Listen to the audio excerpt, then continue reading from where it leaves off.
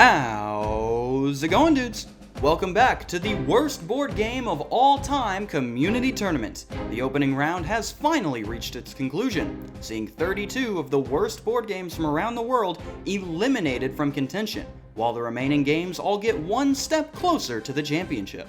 But which games are moving on and which games are being left behind? That's what we're here to find out with the official declaration of the first round results. This time I'll be joined virtually by my color commentator, Joshua Jacobs. Pleasure to be here, Cam. Sorry I can't join you in person. That's okay, Josh. How's it going with the super rabies? Apparently it's an affront to modern science.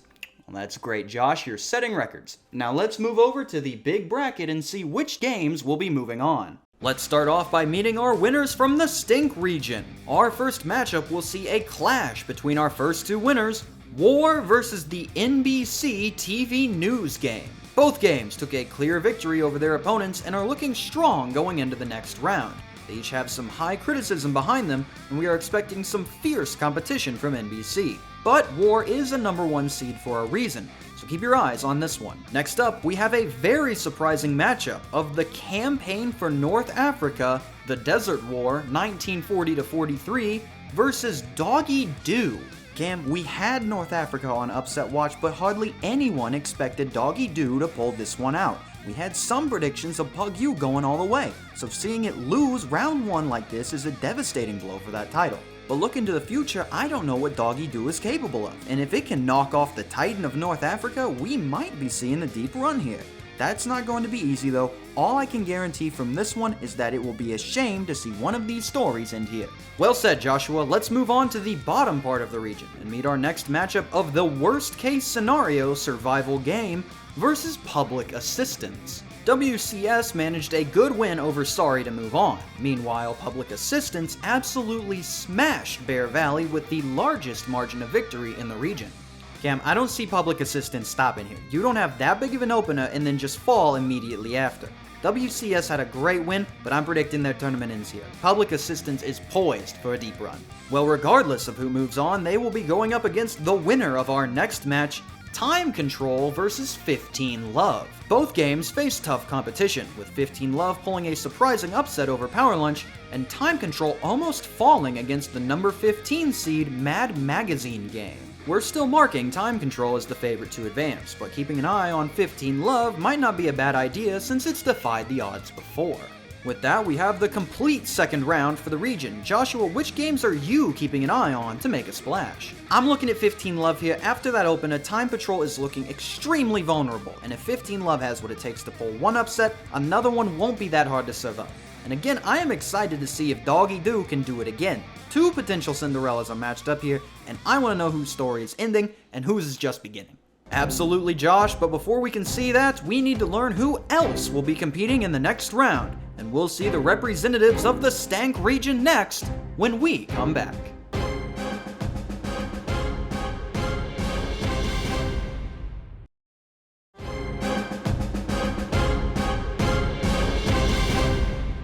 Welcome back. We just finished showcasing the Stink region winners, so let's go to the Stank region and meet their second rounders. Up first, we've got One Upsmanship versus Oy Vey. These two titles have advanced on convincing wins to get up against each other now. Both ride partially on their themes, One Upsmanship on how broken it is, and Oy Vey on the controversy. So we're predicting a brutal battle between games that could go far on a victory. Next up, we have our next match of the Rock, Paper, Scissors game versus Chutes and Ladders. These two children's titles lived up to their seeding and advanced convincingly, and now face each other with a trip to the next round on the line. If I'm being honest here, Cam, I can see an upset brewing here. Chutes and Ladders has a lot of haters, but I'd rather spin that spinner 100 times before I pay to play Rock, Paper, Scissors, and I think a lot of people are going to agree with me. By no means an easy match, but I think RPS has a real shot here. A big prediction from Josh there as we move down to the bottom half of the region and meet our next matchup, the Vanilla Ice electronic rap game versus Super Deck. Vanilla Ice managed to put a convincing win together, meanwhile Super Deck was barely able to beat off Game Monopoly. I don't think this one is as easy as it seems. Sure, Super Deck almost allowing a come from behind from Game Monopoly looks bad, but that is a tough first round matchup that it managed to overcome. Meanwhile, the consensus on Vanilla Ice is split heavily on how enjoyable it can be. A lot are seeing an easy upset opportunity here. I think this will be a lot closer than it seems. That brings us into the last matchup of the Stank region, Capital Punishment versus Bean Boozled. A shocking upset in round 1 sees our number 15 seed moving on from the opening round on a buzzer beater finish. A Cinderella story in the making for sure, but it will have to make it past Capital Punishment if it wants to keep its dream alive.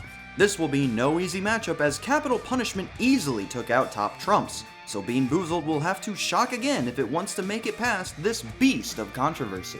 Now that we have all the Stank region winners, let's send it over to Joshua to see which matchups we should keep an eye on. Bean Boozled, that was an absolutely wild finish, came all the way down to the wire, and now we've already lost one of our top seeds. But I think Bean Boozled might have just stumbled into an even tougher matchup here. Capital Punishment's solid mechanics did not stop it from using its controversy to trounce Top Trumps in the opener, and it's not going to show any mercy to the underdog here. I'd say Capital Punishment has the best chance of taking this one, but Bean Boozled has already shocked us once, who's to say it won't do it again? Also, just like you mentioned in the selection show, we'll want to be watching that number 1 versus number 8 matchup. One-upmanship has a lot going for it, but Oive has already shown that it is not messing around here. I don't know if we're officially on upset watch here, but I think it'll be a great match nonetheless. With those games, we've now covered half the pool, but we've still got 16 more winners to declare, so stick around to see our competitors from the Stunk region. We'll be right back.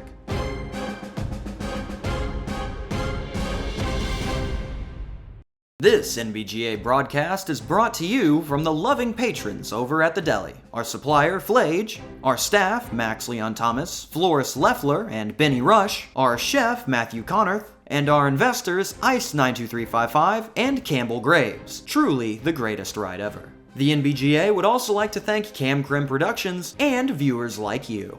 Thank you.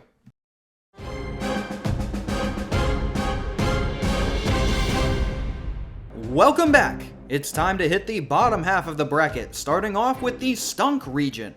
Our first matchup of winners will see WWB taking on What Do You Meme? Both games secured convincing victories, with What Do You Meme absolutely decimating the Game of Life. That was a shocking outcome. The Game of Life had a lot of hype behind it going into the tournament, so seeing it get utterly dismantled like this by the meme machine, I'm starting to think we've got a dark horse on our hands. If I was WWB, I'd go into this match expecting a slog, because this is not going to be an easy win for the title. Too true, alongside them we'll see our next matchup of Speak Out versus Phase 10. These two beat out their competition by similar amounts, but the difference lies in Speak Out pulling off a major upset to get here. This will be an interesting matchup to be sure, as both games are seeing support and disdain for their advancement. Any prediction that I would make here would just be pure speculation, so I won't even try and instead leave it up to the votes and move on. Let's travel to the bottom half of the region to meet our next match, where Dose will be competing against Candyland. Both games secured very convincing wins, with Candyland having the largest margin of victory in the whole region. I think this one is clear. Candyland came out with a vengeance and is running red hot right now. Dose had a convincing victory, sure, but it will be facing an entirely different beast this time. Dose is going to need perfect play, luck, and a small miracle if it wants to make it out of this round still intact. This will carry us into our final match here of Ludi Ludo going up against the Ungame. The Ungame managed to overcome Mall Madness with little struggle, but Ludi Ludo did have some trouble with Pass the Pigs. We'll be looking to see if Ludo can get the gears turning to give itself a chance in this upcoming match, while our number 2 seed will be hoping for a repeat performance and an easy trip to the next round. With our third region finished, let's hear what Joshua has to say about the matchups. Cam, this is an extremely top-heavy region. We have a phenomenal matchup at the start with WWB taking on What Do You Meme? This is probably one of the best matchups in the entire round, and it'll be very entertaining to see who can claim the win here. But looking at the rest of the region, it's either a clear-cut winner or a completely unpredictable match. There's some potential with the Candyland Dose matchup, but otherwise, we're just gonna have to watch and see what happens. And with Josh rounding out the Stunk region, we are getting ready to meet our final 8 teams that will be competing in the second round. We find out our competitors of the Stonk region when we come back.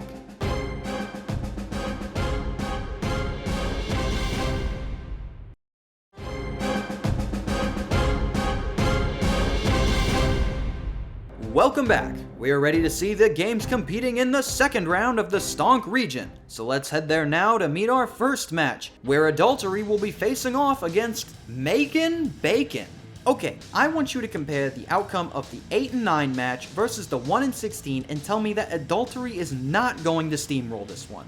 This was the highest margin of victory in the tournament. Adultery was the only one to even hit the 90s this entire round. I'm not trying to say Makin' Bacon doesn't have a shot, it got a great round 1 win, but Adultery is not going home here. Bold predictions from Josh there as we look to the next match of this region, Mr. Bacon's Big Adventure versus Miss Monopoly. These two titles both trounced their competition with convincing wins, but now face each other with elimination on the line. Miss Monopoly's backwards theming carried it through the first round, but will it be enough to overcome Mr. Bacon's X factor of being able to cause real-world death? Only time will tell as we move to the bottom of the region to meet our next battle of Group Therapy against Deutschlandreise. These two titles advanced with pretty decent wins, and now look to keep the streak going and avoid elimination. I think I'll be putting this one on Upset Watch Cam. We still don't know Deutschlandreise's full potential, but we do know that Group Therapy is going to give 100% effort the entire time. If the Germans want to stay in the bracket, they'll need to be ready for some real pushback here. That is true, Group Therapy well known for never copping out. Finally, let's look at our last match of the second round where What Shall I Be, the exciting game of career girls, will take on the Oregon Trail card game. We've got a lot of upset potential here too. The Oregon Trail has been famous for barely functioning, but we've seen a bunch of support of the title claiming that it's still fun to play. The Trail is going to need to overcome these claims if it wants to get past these career girls, who came out swinging in the first round with a decisive win over Trivial Pursuit. We could see a very interesting outcome from this one for sure. And those are all the competitors moving on from the Stonk region. Let's see which matchups we need to keep an eye on. Josh? Up top, give me Mr. Bacon versus Miss Monopoly. This battle of the sexes is going to be a killer matchup for sure. Both games have such unique negatives going for them, and seeing them clash here is certainly going to be an entertaining sight. Regardless of who wins though, they're going to have a rough next round if Adultery pulls through. Add that with the fact that the whole bottom half is on Upset Watch, and we've got some stellar competition throughout the whole region. And that will wrap up our competitors for the second round. Before we wrap up, Josh will take us through the most surprising early round exits. Josh? Yeah, Cam, we have had some shockers already. One that people are still reeling from is the upset of number 4 Pug U. This was the favorite of many to make a deep run, but underestimating Doggy Doo proved fatal for the title. You have to show up ready to play no matter who the opponent is. Now Pug U is going to be watching the rest of the tournament from home. A loss even us watching couldn't believe was that of number 2 Global Survival. It was tied for most of its match, managed to get a lead towards the end, and then gave up a game-winning buzzer beater to allow Bean Boozled to steal the win. This is why you don't mess around in these situations. When you have your foot on the tiger's neck, you don't let up, because it will spin around and maul you right there. Global Survival failed to finish off Bean Boozled while it had the chance. Bean Boozled took advantage of the opportunity. Now Global Survival is heading home and will be running this loss back in its head for a long time. Another shocking early loss is coming to us from the Game of Life. Look, I know that it had a brutal first round opponent with the Meme Machine, but with the amount of hate this game has been receiving online recently, I figured it would have at least had a fighting chance. Instead, it got creamed. I'm honestly more surprised at the margin of the loss than the fact that it lost at all. This was a lot of people's dark horse going for a deep run, so it's pretty surprising that it not only got eliminated here, but thoroughly embarrassed in the opener. A tough scene for those games, but looking forward we still have 32 competitors looking to take a shot at the title. Each of these games already has a win under their belt, and will be looking to add to that to prove they have what it takes to go all the way. The second round polls will be starting soon, so check how your brackets are doing and get ready to vote for your least favorite titles. Let us know below if your bracket is already busted and which match outcomes had you celebrating or fuming. Get ready for the second round as we get one step closer to finding out who is the worst board game of all time. Signing off for the NBGA, I am Cam Sandwich. Thank you for watching and have a fantastic day.